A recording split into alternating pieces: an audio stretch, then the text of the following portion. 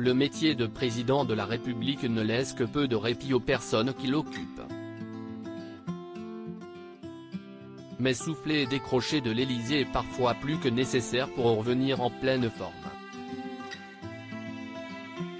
Au cœur des critiques autour de la réforme des retraites pour laquelle il a été quelque peu bousculé par les visiteurs et les agriculteurs au Salon de l'Agriculture à Paris, Emmanuel Macron a pris un peu de temps pour lui et a rejoint la première dame Brigitte et les enfants, dont Laurence Auzière, pour une journée au grand air.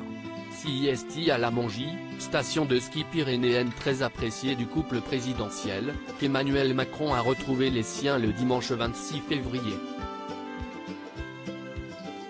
En fan de glisse, Brigitte Macron et Emmanuel Macron ont chaussé les skis pour dévaler les pistes malgré la météo capricieuse et un épais brouillard qui s'était invité sur les flancs de montagne, l'occasion de profiter des pentes du Grand Tourmalet à la faveur des toutes récentes chutes de neige et de regoûter aux produits du terroir, mais aussi de retrouver, au lendemain de l'ouverture du Salon de l'Agriculture de Paris, l'un des éleveurs les plus emblématiques de la Bigorre, Éric Abadie, dans son restaurant d'altitude près du col du Tourmalet, a indiqué la Nouvelle République des Pyrénées dans son édition du 27 février dernier.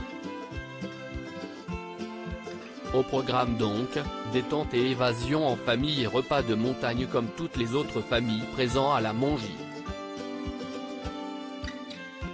Un break certes court pour le président de la République mais plus que bienvenu en ces temps difficiles pour le chef de l'État.